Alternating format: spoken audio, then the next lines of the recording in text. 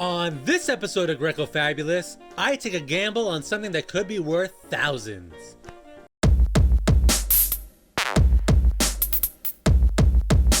Well, I was in a good mood until I found out my dog peed in his crate. How many likes before I kick this dog? Huh?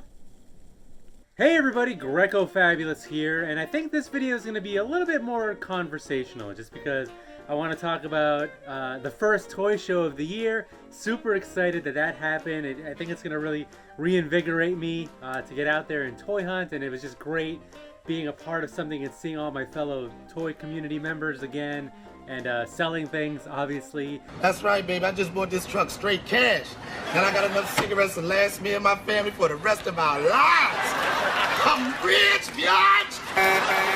Some buying too, not as exciting as the other stuff, but this might be a little different than some of the other videos you're used to, but it doesn't matter anyways because I'm just getting like 400 views a video nowadays. Look what I used to get. I used to be a king, damn it. I'm still a king. It's you guys that are the paupers. Get the money, y'all. There's poor people around. With your broke ass. So anyways, yeah, let's talk about the first toy show experience setup of the year. Me and my buddy always share a table, Tim, and here's our wares. So if you guys were local to me, this is the type of merchandise that you can expect from a Greco Fabulous production. We like to have a large variety of mostly 80s and 90s vintage toys. I mean, there's always going to be some exceptions, but as you can see here, we'd like to have a little bit of something for everyone. Now, that being said, there are some lines that just don't sell locally. So I had some Power Ranger stuff that I didn't really show up other than the sealed Dragon Zord. I had other opportunities in video games, things like that. There's better outlets for that in my experience. I didn't bring all those, but I did bring a bunch of stuff. And by the end of the day, a lot of this was gone, which is a great victory for us. Now, we're not always looking for top dollars, so deals were made. Suppose I were to offer you $1 million for one night with your wife. That being said, there were some kind of missteps here from us, from a selling perspective. So, for some reason, I'm super biased against the Police Academy line. What are you in for? I'll show you.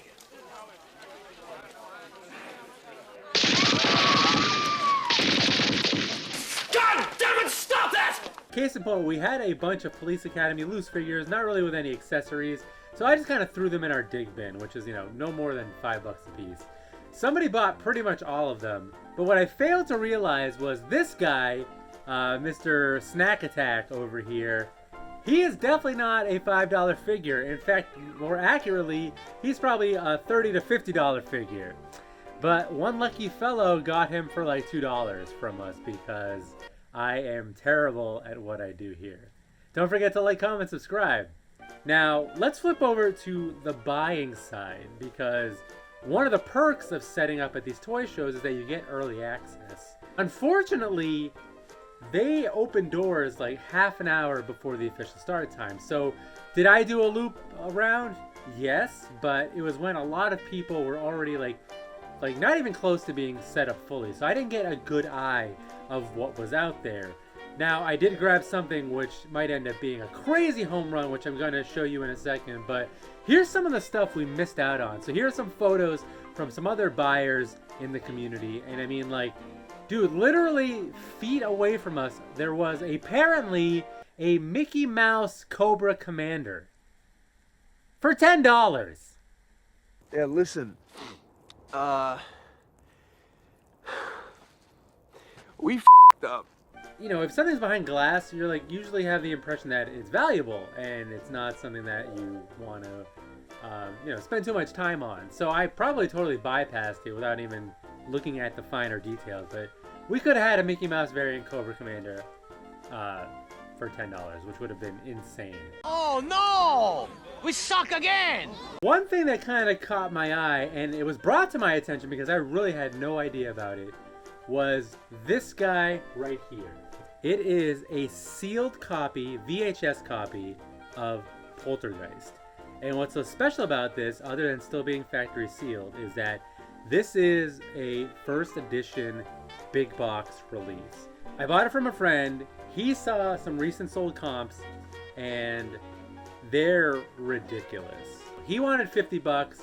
I was like, I'll take a chance. So I paid him 50, no haggling whatsoever. Here's what they're saying it could be worth based on the last couple auctions. Now, granted, those two copies, the shrink wrap is much more tighter.